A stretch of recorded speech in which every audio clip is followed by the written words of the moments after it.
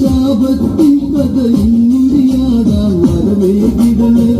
പമ്പി കണ്ട പതറിയ കഥയിൽ വിതറിയ ശാപം പിൻമൊഴിയത്തെ ഞാനൊരു പോം പലകില തീരത്തെ കഥലൈതൈ ഞാനൊരു പാപം പലകില തീരത്തെ കഥലൈതൈ പാർവതി പതിയിൽ തുണയാകത്തെ കഥലൈതൈ